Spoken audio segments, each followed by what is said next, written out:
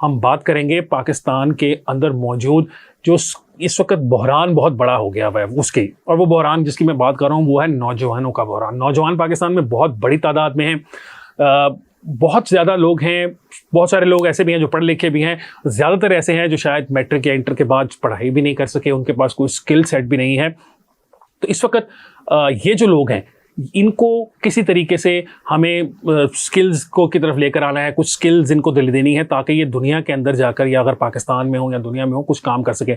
यूनान का जो हादसा हुआ है आप उसके अंदर भी देखें तो आपको, अगर आप डिटेल्स लेंगे उन लोगों की जो लोग वहाँ जा रहे थे, तो आपको अंदाज़ा होगा कि उसमें ज़्यादातर लोगों की तादाद ऐसी थी या तो सिर्फ वाजिबी से पढ़ा हुए थे या उन्होंने बिल्कुल ही पढ़ाई नहीं की हुई थी, कोई स्किल नहीं थी उनके पास। तो ऐसे लोगों के लिए पाकिस्तान के अंदर नौकरियों का बिल्कुल फुकदान है, ना होने के बराबर हैं। तो उनके पास फिर और कोई तरीकाकार नहीं बचता, फिर ये तरीकाकार बचता है कि वो इस तरह की अपनी जान की बाजी लगाकर दुनिया में कहीं और जाकर अपनी नौकरी ढूंढने की कोशिश करें और उसके लिए जान से चले जाएं। तो ये बहुत बड़ा बहरान है। हमारी हुकूमतें इकॉनमी की बात करती हैं, मुख्तलिफ चीज़ों की बात करती हैं, लेकिन एक नौजवानों की जो लाखों नहीं करोड़ों की तादाद मौजूद है, उनको जंगी बुनियादों के ऊपर कुछ स्किल्स सिखाने की ज़रूरत है। और इस वक्त दुनिया के अंदर डिमांड मौजूद है। अगर आप लोगों को सही तरीके से स्किल सिखा सकें, आप वेल्डिंग करना सिखा सकें, प्लम्बिंग करना सिखा सकें, ब्रिक लेयर बना सकें, इस किस्म की और बहुत सारी कर सकें, तो यूरोपियन ममालिक के अंदर ही हज़ारों की तादाद में नौकरियां मौजूद हैं जो बहुत अच्छा पे भी करती हैं। लीगली आपको यहाँ से वहाँ लेकर जाएंगे और ना सिर्फ ये लोग जाकर पाकिस्तान की मदद कर सकेंगे, बल्कि इस तरह के जो सानेहात हैं जहाँ लोगों की जाने जा रही हैं